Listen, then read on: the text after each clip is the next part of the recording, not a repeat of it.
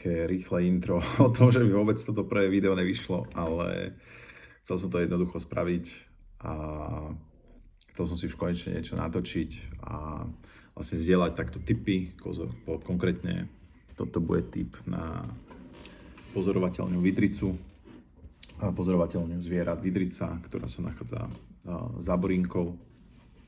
Dá sa tam dostať aj od Marianky, takisto sa tam dá dostať aj zo Stupavy, takže tých možností je viacej. Išlo mi iba o to hlavne spraviť. Každopádne to, ako to vyzerá hore, uvidíte v tomto videu.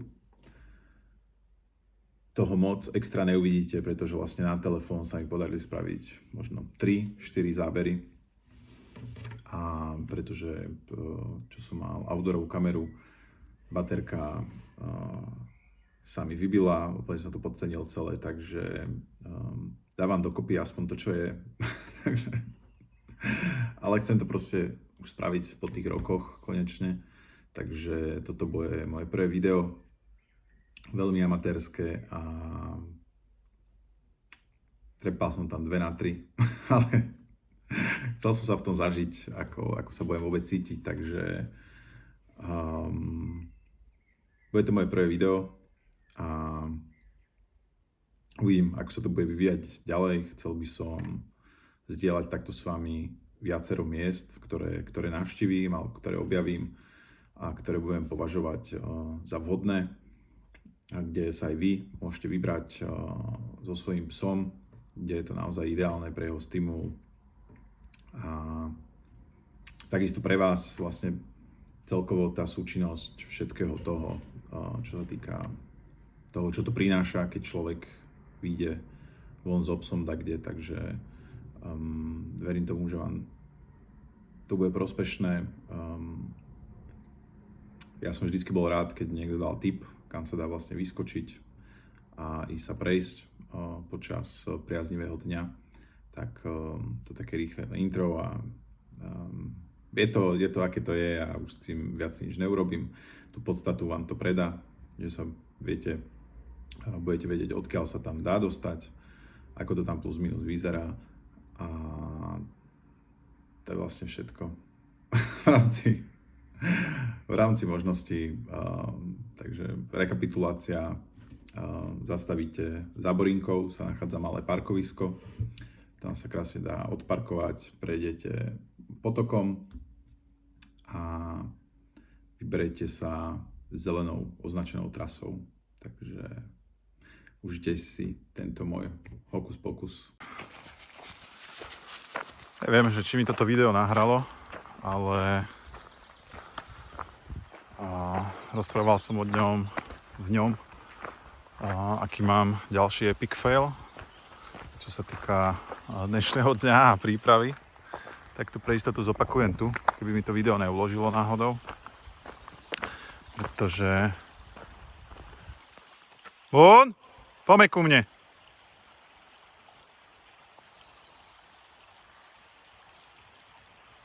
Super, ty si fešačisko. Fešak. Poďme ku mne. Môžeš voľno. A pretože som mal kameru so sebou a to, čo som sa ponaučil, je, že nádherne tu je. Nádherne. Teda, čo som sa ponaučil v tom zmysle, že baterky dobiť poriadne, pretože sa mi vyšľahala baterka, takže budem to dotáčať na telefón. Ja som zvedavý, že aký bude ten výstup, kombinácie týchto dvoch formátov. A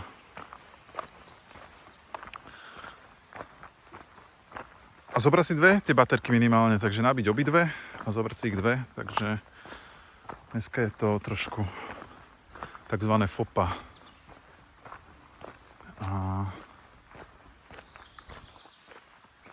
Ale učíme sa za pochodu.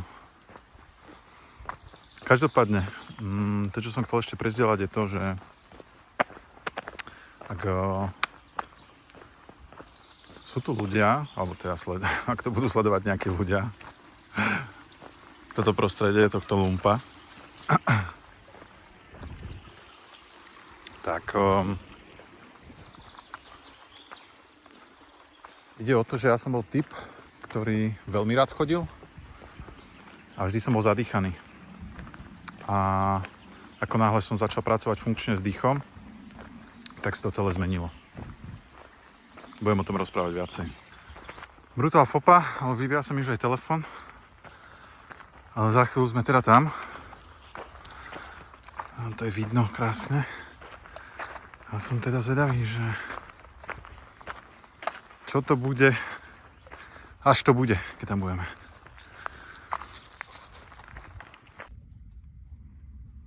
Fajne tu je.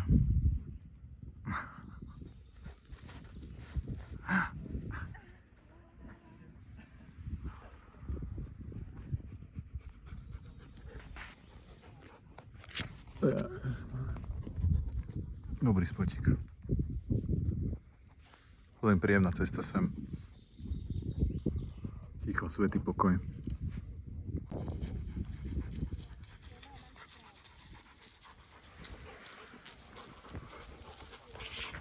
Gepard.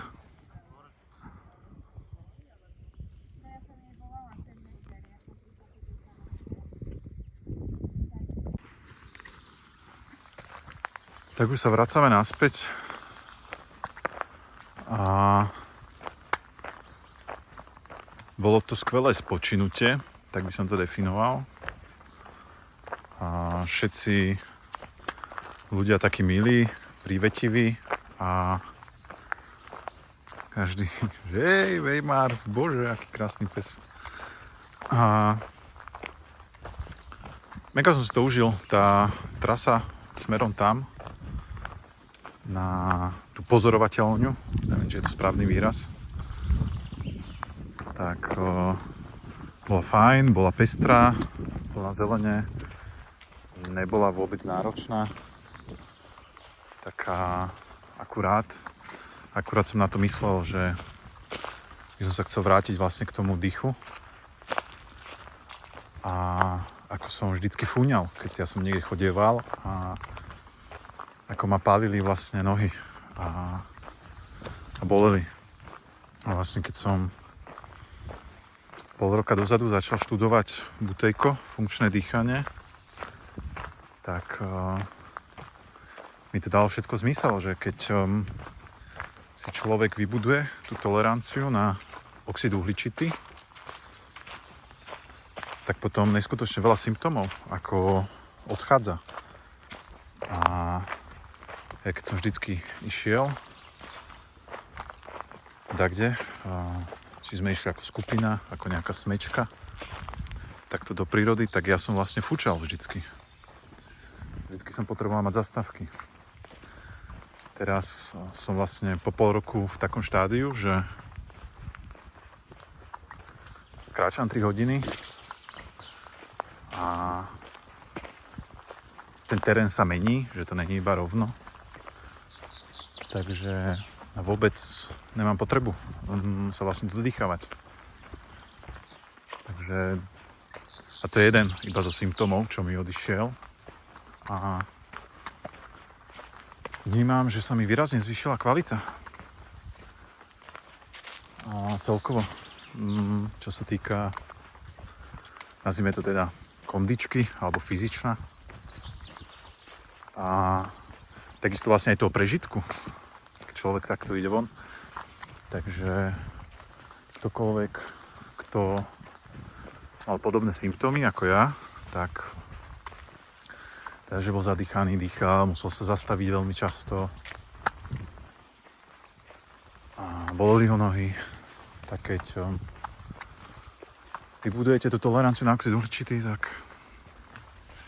je to výrazne lepšie. Že každému to odporúčam. Tak dúfam, že sme vám dali dobrý tip na... niečo vidí.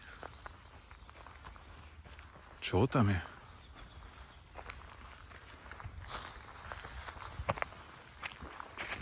Tak dúfam, že sme vám dali dobrý tip, že sme vás inšpirovali. Pre mňa to je jedno miesto, kde sa tiež rád vrátim. Minule sme boli z Jabloňového na Skalu, sa to volá. Čo bol tiež super, taký sweet spot.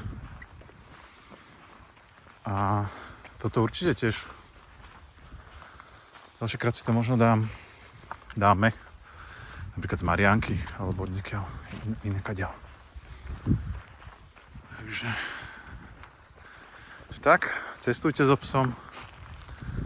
Trávte čas v prírode.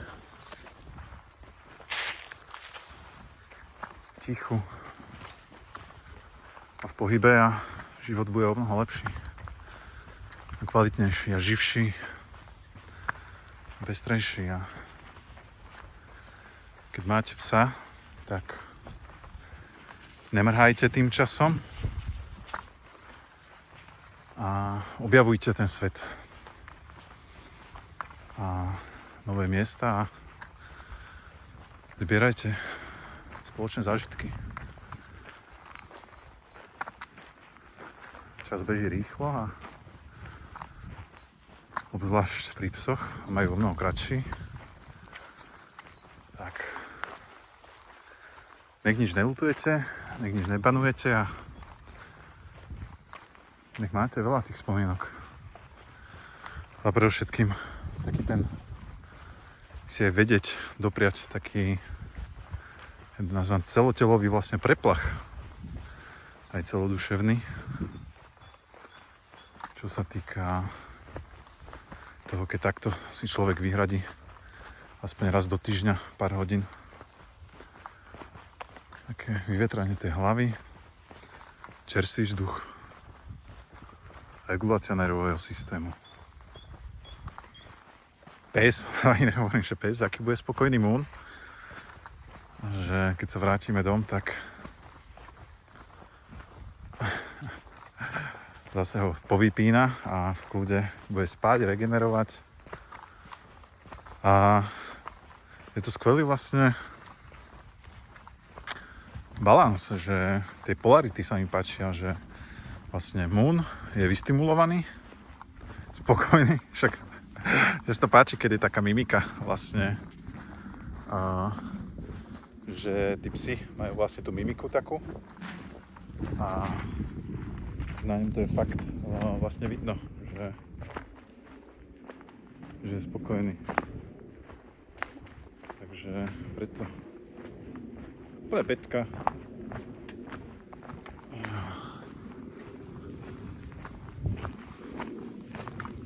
Takže tak, určite sa vám ozveme, keď mám spraviť nejaký záver, tak sa vám ozveme, keď budeme plánovať ďalšie miesto. Chcel by som to mať tak, že minimálne každý týždeň, alebo najmenej každé 2 týždne sa chodeva takto zazdrojovať a takto stráviť čas, až kým bude dopriavať telo, zdravie a takisto aj počasie. Lebo však dobre, teraz sa na chvíľu zastavím a stiším, ale počúvajte to.